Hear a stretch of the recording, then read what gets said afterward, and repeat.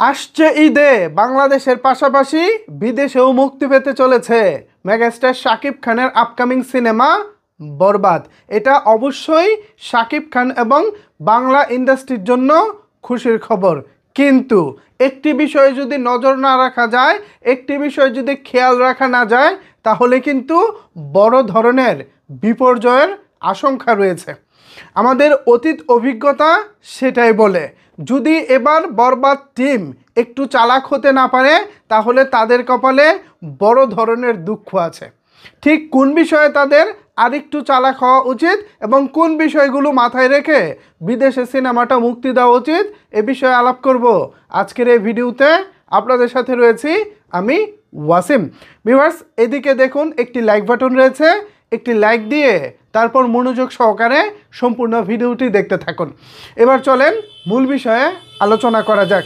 Viewers, সাম্প্রতিক সময়ে শাকিব খান অভিনীত সর্বশেষ যে সিনেমাগুলো মুক্তি পেয়েছে এর মধ্যে প্রায় 4টি সিনেমা বিদেশে মুক্তি পেয়েছে।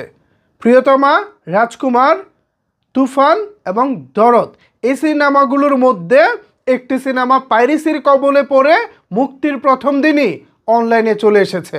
ফলাফল, উক্ত সিনেমা বাংলাদেশের পাশাপাশি বিদেশেও ডিজাস্টার হয়েছে, ফ্লপ হয়েছে। আপনারা কি চান, আমরা কি চাই বরবাদ সিনেমাটার কপালেও এমন কিছু জুটক? আপনারা কি ধারণা করতে পারেন এই 4টি সিনেমার মধ্যে কোন সিনেমাটি বিদেশ থেকে পাইরেসি হয়ে একেবারে ধরাশায়ী হয়েছে? একটু অনুমান করুন তো, এই 4টি সিনেমার মধ্যে কোন সিনেমাটা হতে পারে? প্রিয়তমা, রাজকুমার, তুফান, দরদ। এই 4টি ছবির মধ্যে কোন ছবিটি মূলত মুক্তির প্রথম দিনে পাইরেসি হয়ে একেবারে যা ইচ্ছা তা অবস্থা হয়েছে? অনুমান করুন, নিচের কমেন্টস বক্সে লিখুন।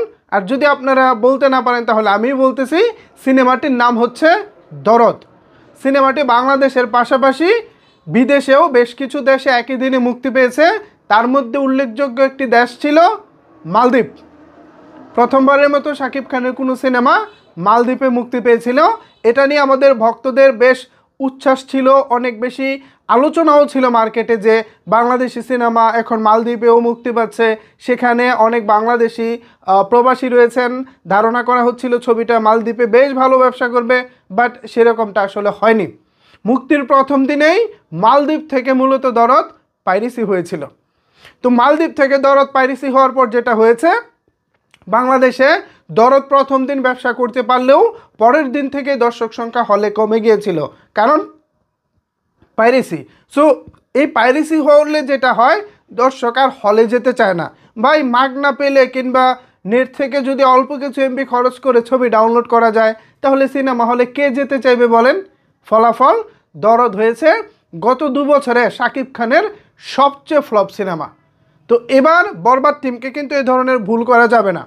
যেই সব দেশে মূলত সিনেমা বেশি চলে, বাংলা সিনেমা অতীতে মুক্তি পেয়েছে এবং ভালো ব্যবসা করেছে যেই সব দেশে, সেই সব দেশে বেছে বেছে ছবিটাকে মুক্তি দিতে হবে। ফর এক্সাম্পল, আমেরিকা হতে পারে, কানাডা হতে পারে। এই 2 দেশে বাংলাদেশের বাংলা সিনেমা বেশ ভালো ব্যবসা করেছে। শাকিব খানের প্রিয়তমা, তুফান, রাজকুমার এই ছবিগুলোও দারুণ ব্যবসা করেছে এই দেশগুলোতে। বাট রাজকুমার মুক্তি দেওয়া হয়েছিল স্পেনে, প্রথমবারের মতো স্পেনে মুক্তি দেওয়া হয়েছিল এবং দুঃখজনক হলেও সত্য, স্পেনের একটি সিনেমা হলে রাজকুমার দেখতে গিয়েছিল মাত্র 1 জন দর্শক। এখন চিন্তা করেন, পুরো হল ভর্তি যদি 1 জন দর্শক থাকে পুরো হলে, তো ওই 1 জন দর্শক সিনেমা দেখার পাশাপাশি যদি মোবাইল থেকে সে ছবিটাকে ভিডিও করে রেকর্ড করে অনলাইনে ছেড়ে দেয়, তখন কি তাকে ধরতে পারবো? ধরার তো কোনো সুযোগ নাই। অন্যদিকে যখন পুরো হল ভর্তি দর্শক থাকে, ওই এতগুলো দর্শকের সামনে না ওই মোবাইলে আর ভিডিও করা যায় না, ওই চিন্তাটাও মাথায় আসে না, সবাই মুভি এনজয় করতে থাকে। সুতরাং এমন কোনো দেশে ছবিটা রিলিজ করা যাবে না যেখানে দর্শক কম হয়, 1 জন 2 জন 4 জন 5 জন 10 জন দর্শক হয়। এই লেভেলের দর্শক সংখ্যা নিয়ে আমার ভাই কান্ট্রি বাড়ানোর দরকার নাই, দেশ বাড়ানোর দরকার নাই। আমার মন চাইলে আমি ব্রাজিলে ছবি রিলিজ করে দিলাম, কিন্তু 5 জন দেখলো না, কিন্তু ছবিটা পাইরেসি হয়ে গেল। তো আমার তো ভাই এই রিলিজের দরকার নাই। তো বরবাদ টিমকে আমি বলবো, যে সব দেশে মূলত ছবি চলে, বিজনেস হয়, সেই সব দেশে ছবিটা রিলিজ করুন। আমি আমেরিকা বলেছি, তারপর হচ্ছে কানাডা বলেছি, ইংল্যান্ড হতে পারে, লন্ডন হতে পারে, মালয়েশিয়া হতে পারে, আরব আমিরাত হতে পারে, সংযুক্ত আরব আমিরাত, মধ্যপ্রাচ্যের যে দেশটি, এইসব দেশে কনফার্ম ভালো বিজনেস হয়। সুতরাং এই বিজনেস মডেলটা মাথায় রেখেই সামনে এগিয়ে যেতে হবে। কি মনে হয় ভিউয়ার্স, এই ভুলটা কি বরবাদের করা উচিত হবে নাকি? এ বিষয়ে যদি আপনাদের কোনো কিছু পরামর্শ থাকে তাহলে অবশ্যই সেটি নিচের কমেন্টস বক্সে জানাতে পারেন। ধন্যবাদ সবাইকে এতক্ষণ আমার সাথে থাকার জন্য।